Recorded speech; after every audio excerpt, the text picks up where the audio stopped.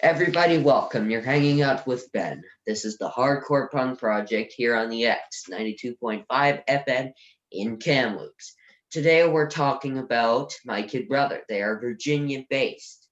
The band fuses piano with wistful psychedelic melodies, quirky guitars, hummable harmonies, and male female vocal interplay.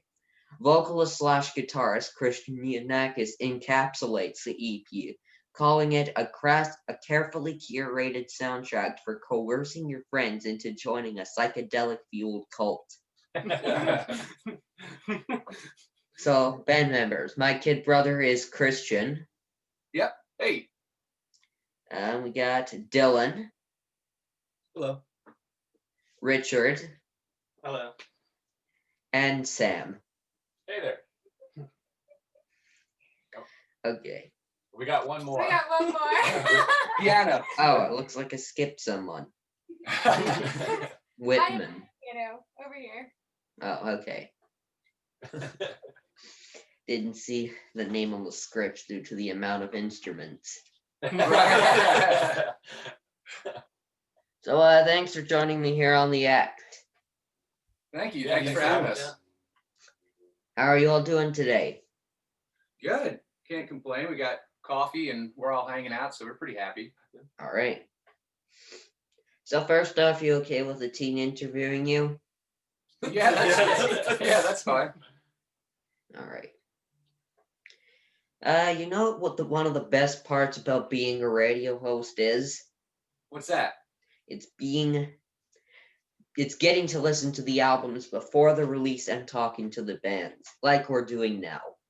That's awesome. Yeah, that's definitely very cool. Early access. I take that. So, your EP, which released 25 September, is this your first release?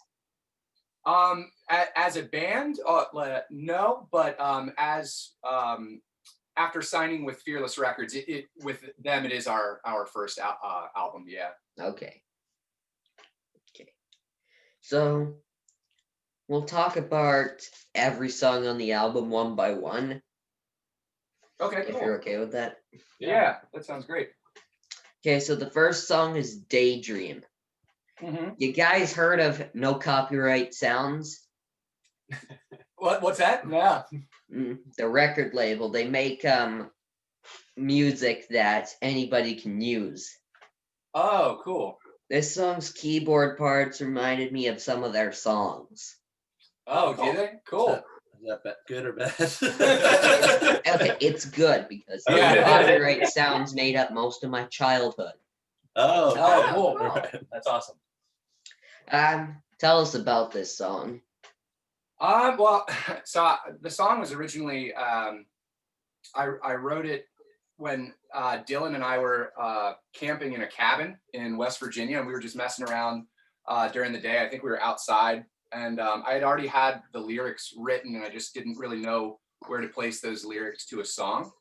And so it just kind of came about, and the song's whole idea is just about like community, fellowship, like kind of not feeling that you have to integrate into social norms and kind of going against them, and just loving everybody for being individualistic and being who they are.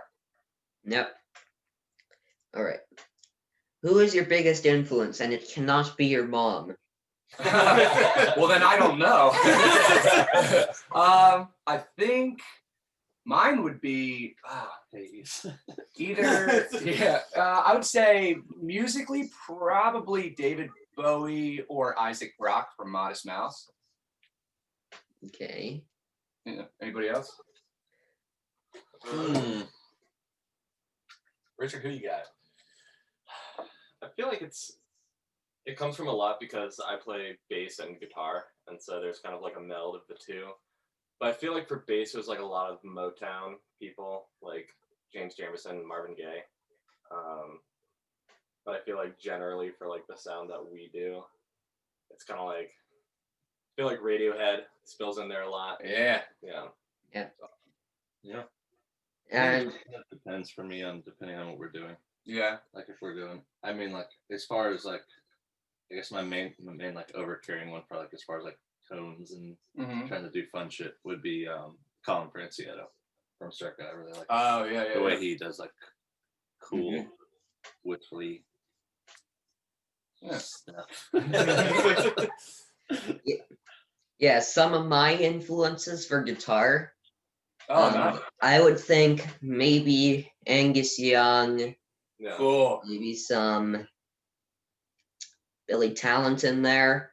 Yeah. Whoa, like Billy And- Talent. You like Billy Talent?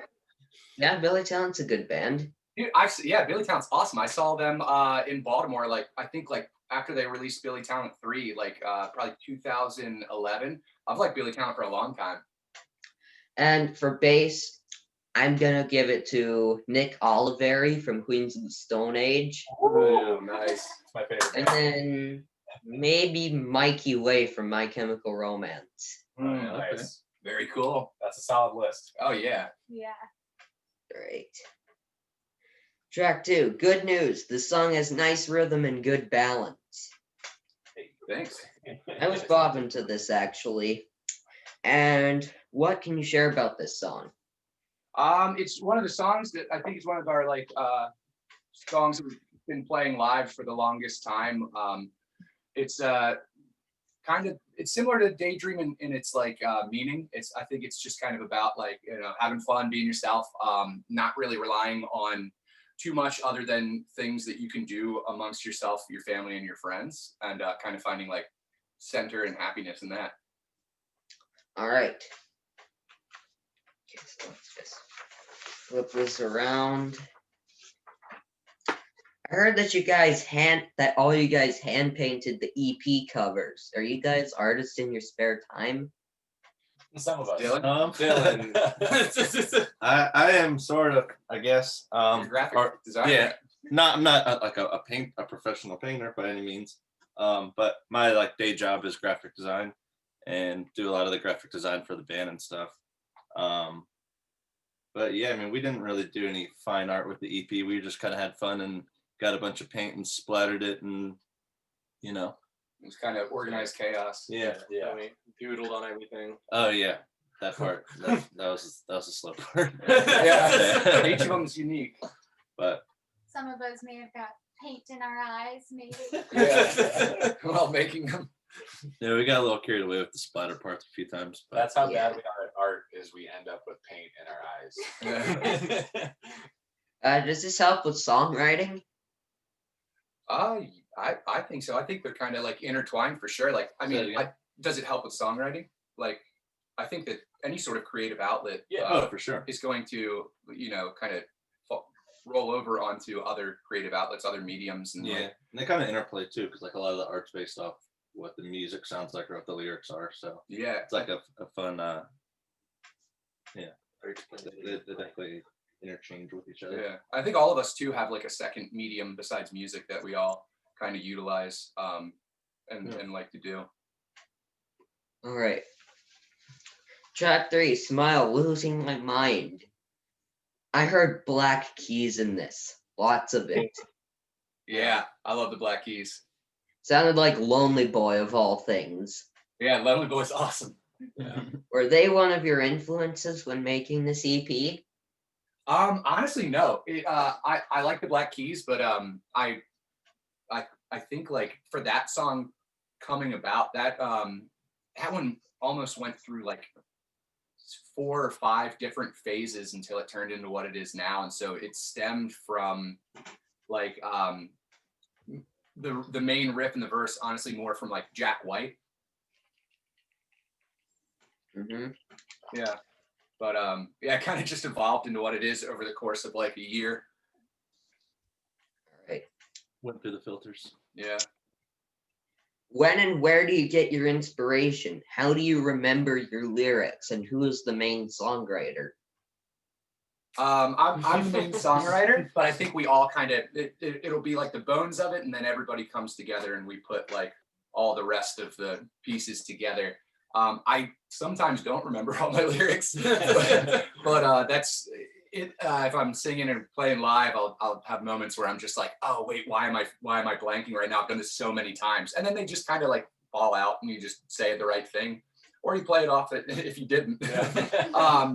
But Muscle memory. Yeah, but it's just like, yeah, seriously, it just feels like vocal muscle memory a lot of the times. But yeah, I think you said like lyrical inspiration.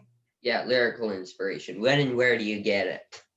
Well, I woke up, I think everywhere. I woke up at like 4 a.m. Monday night, this past Monday, and I went downstairs and just started writing some lyrics because I had them stuck in my head and I didn't want to forget them. And then sometimes in my car, I'll be driving and I'll do a voice memo of some lyrics. And then sometimes I'll just sit and try to workshop and come up with stuff and just kind of write how I feel. And a lot of times those lyrics kind of fall onto songs. It's more the lyrics will come first and then the music will follow after. All right. No, wait, not that song. We've got instrumental or lyrics first. Don't want to be skipping anything. Oh, instrumental or lyrics first. Yeah. Which I do. I think it depends on the song. But I think most of the time it's going to be instrumental. But I'd say honestly, it's almost like more of like a 50-50. It just really depends. So sometimes I'll feel a certain way about something and I'll write them into lyrics and then go, these can fit into this, whatever the instrumentation is. All right. Now on to Ain't That Cool. It sounds like Black Keys again. Yeah, I think it kind of does. Yeah. I never thought about it that way. Yeah. Yeah. That's good. Not I in mean, any bad way. It's just I hear the Black Keys all the time on my radio station, and this reminded me of some of their songs. no, they're good. They're good. A great band to be compared to. I mean, I definitely take that as a compliment for sure. What's this song about? So this one is I wrote the song as lyrics originally, and this one was about I'm not singing to. It was like singing to how I feel about music. So I'm singing like it's like writing a letter to the idea of playing music as if it was like the personification of it. Mm-hmm. Yeah, just kind of like feelings and frustrations and happiness about how I view and address music as just a general idea in writing it. All right. That makes sense. Yeah. Who would you like to collaborate with and why? That's a question for all of you. Who wants to go? You want to go, Piano? Lady Gaga. Hmm. I love Lady Gaga so much, and she is a multi-talented artist in all fields. You all can laugh, but it's No, I like Lady Yeah. Gaga. Yeah. We know. She's incredible. in all fields of art, and she's also a great synth player as well. And yeah, she's just incredible. I would love to collaborate with her. Richard. I'd say it's kind of an even split because I feel like you're gonna laugh, but Hippocampus. Yeah. They're kind of like a indie poppy rock band from like Minneapolis. And I feel like just everything they do songwriting, texture wise, is just super cool. Sure. And then it's funny that it's been brought up by the Black Keys, but I feel like Dan Arbach from the Black Keys, like him Okay. as a solo musician, I think he's like so genius with how he does everything and just Yeah. like it's just really good classic songwriting. Yeah. You know. Agreed. Christian. Yeah. Who I would collaborate with. So I've said this before, and I honestly stand by it. I would want Weird Al Yankovic. He is my like absolute hero. I'm a huge Weird Al fan.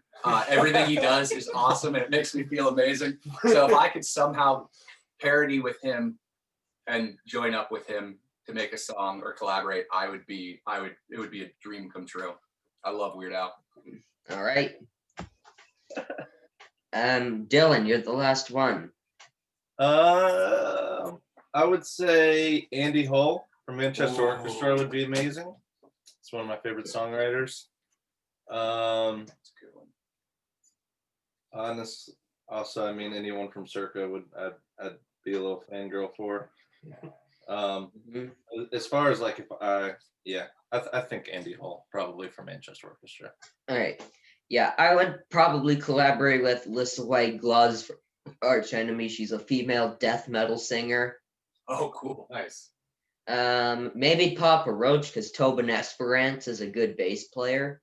Yeah. That's very And cool. then maybe Cannibal Corpse if I had the chance. That would be amazing. Oh, Yeah. Sure. Some cattle to cat. I also heard that one of you is a graphic designer and another one of you is a filmmaker. Are these like your superpowers or something? Pretty much. I don't know how super they are, but we do our best. Yeah. All right. Track 5, Pastels, nice keys in this song. Made it very calming, just like a car commercial. Usually we get Smile is closer to the car commercial, but that's good too. Yeah. That's gonna be our Kia Soul endorsement one day. Our lawnmower commercial. John Deere, here we go. No, seriously though, the keys do sound like something I've heard in a car commercial before. Really, that's awesome. Just the classic, like just straight hits on the keys. Yeah, I hope it was a pretty cool car. Yeah, was it a Lamborghini? I don't remember. Yeah. It's like a Hyundai. Did you play with other bands signed to Fearless at the Stay at Home Festival? On that, no one actually left their house, but I mean, everyone put together like a performance and they sent it in. Yeah. But no one played together. It was kind of just like all the bands would film like a segment at their home at the beginning of quarantine, and we all kind of put it together into a montage on their YouTube. Okay. Any new songs in the works? Always, yeah. always, yeah. Yes. I definitely. Right there. I would just say definitely. There's like we're pretty much working on music honestly every day in one way or another. So we're really excited about I think a lot of the stuff coming up, and I think we feel good about the kind of the new direction that we're going in. So yeah, we definitely are still pushing out songs and still working on them. All right. Track 6, Native Tongue. This song is quite catchy if I do say so myself. How did this song come about? So the producers the two guys that produced the album, before we were making the album, we were just doing songwriting sessions with them out in LA, and we kind of just collaborated. We wanted to start something fresh that neither we had or the producers had kind of ready to start working on. So we just started in the morning and just came up with a riff, and then came up with chords and lyrics, and kind of it all fell together really quickly. So we got to co-write that with the two producers that made the album. All right. Now time for my favorite part of of all the interviews I've done, the instruments. We have to talk about what instruments we play or what instruments we own. Like, here's my guitar collection behind me. Yeah, what do you have? A Jackson, That's 2 Jacksons. 2 Jacksons, very cool. And then that's a Squire that I have yet to fix. Pickups might need replacement. Maybe the strings are a bit too high. Yeah. And here's my bass collection. Oh, cool. There we go. What do you got? There's 3. Oh man, that's awesome. Is that a Jackson on the end? No, that's a BC Rich. Oh, piece of rich. Cool. That looks And awesome. then that one right there, that's a precision bass. This one, I have no idea. Could be a jazz bass, could be a precision, I'm not sure. That's awesome. You got it. I like how they're all mounted too. That's super cool. Yeah. There's my electronic drum set over here. Nice. Oh man, that's so cool. How Got a long have you good been setup. playing music? How long have I been playing music? 5 years. 5 years. That's awesome. Yeah, that's so cool to see getting like really involved with it. That's super awesome. Guitar over here, Oh, cool. made by Fender. I like that. That's pretty. And the Yukajuka, also made by Fender. Oh, Hold up. nice. There it is right there. Very cool. Yeah, it's shaped like a Telecaster. Of course, Yeah, because it is. Rolling Stones is hell. Yeah. That's awesome. So do you want to know like which instruments we play individually? Yeah. What kind of guitar bass do you own? Oh, okay. So the gear. So Yeah, the gear. I switch between playing an Ibanez semi hollow body, the Art Core series, and a Fender Strat or a Fender Telecaster, the Blacktop Telecaster series. And then I play through a Fender Deluxe Hot Rod 3 amp, and I use a compressor pedal, I use reverb, I use an overdrive boost, and then a tube screamer, the Fender Tube Screamer, or Ibanez Tube Screamer. And yeah, my pedal chain's pretty simple. What about you, Rich? I have it's a 1970 Fender P-Bass that I pretty much, I just run through. It's one of the Fender fuzz pedals, which their newer line is super sick. And then I run that through also like an octave. It's like the Boss OC2, which kind of gives it like a fun kind of synthy tone if I ever want that. And then I just run that into like a Fender Rumble. All right. What about you, Dale? So I recently have been using a Jazzmaster. I also have a Telecaster that I used in like for a lot of the beginning part of the band, which I actually been thinking about using again sometimes. And then as far as pedals, I've got a good bit that I've been messing around with recently. I have a cool delay reverb from Earthquaker. I have another delay reverb from Fender. I use a Blues Driver. I also got a overdrive compressor pedal from Fender. The Pog. I'm trying to like look at it in my head.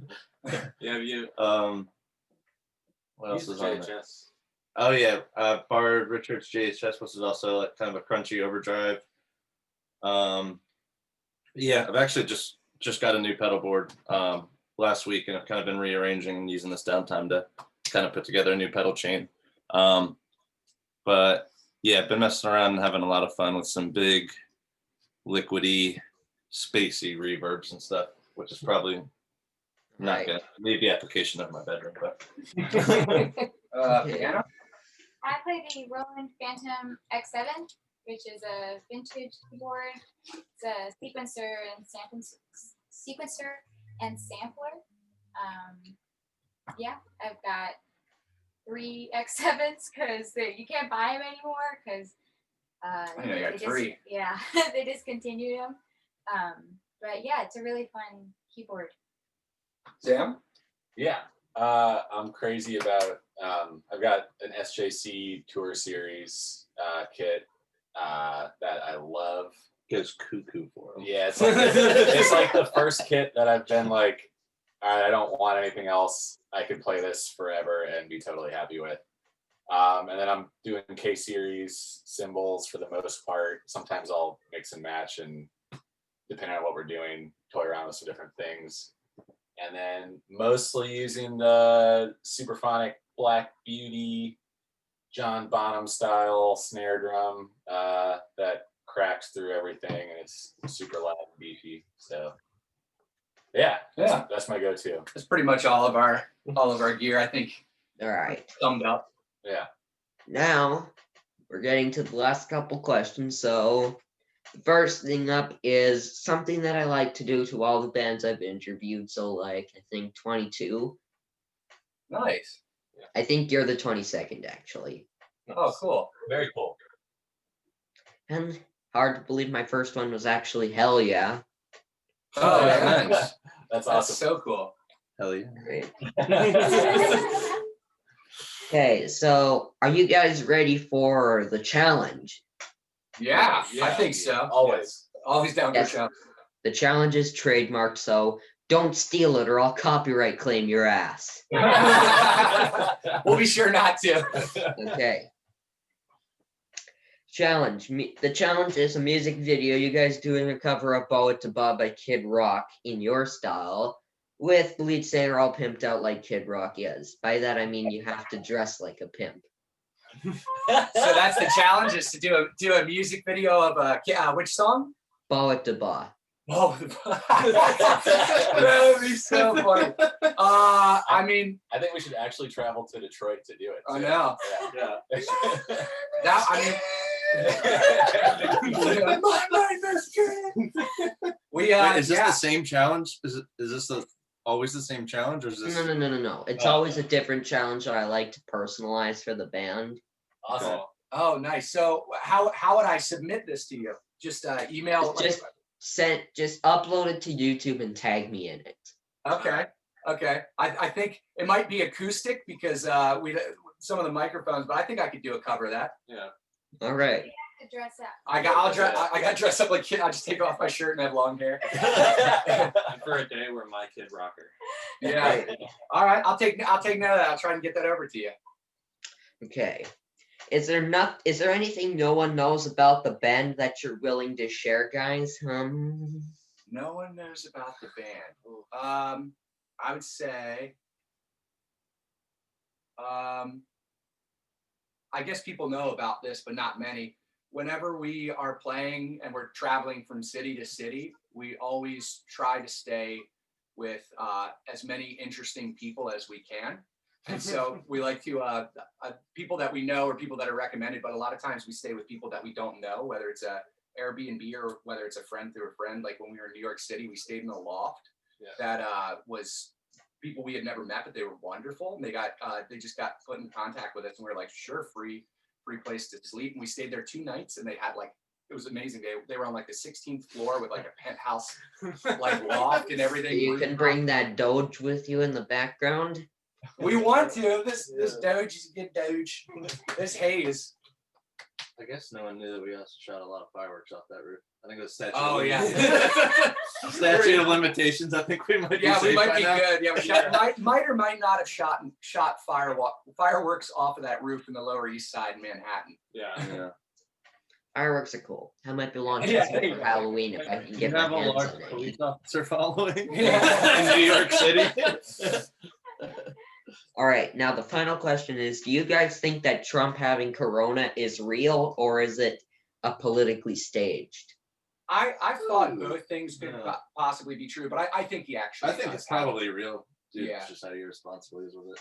Yeah, I think just because like he wasn't wearing masks, he was mocking masks, and I think that like It wasn't even a mandate in the White House to wear a mask. yeah, a lot of It his was almost staff kinda members looked aren't down wearing upon. it, so I'm pretty sure he got it, and he's just Also- like, damn. The Secret Service is pretty ticked off with him about it, so it's starting to seem pretty real. Yeah. So he's put a lot of people's health at risk. Everybody in this household, including my dog, seems to think that it's politically staged. Oh It could really? be. Maybe it definitely is. could be. Maybe it is. It would just be that'd be. Yeah, I wouldn't be surprised. Yeah, I would just be like, well, here's the roller coaster's doing another loop. This is- Okay, so it looks like we're running out of time here, so I'd like to thank my kid brother, all of you, Thank you. for taking the time to interview me here on the X. Stay safe and be well. You too. You too. Thanks so All much. right, bye bye. See ya.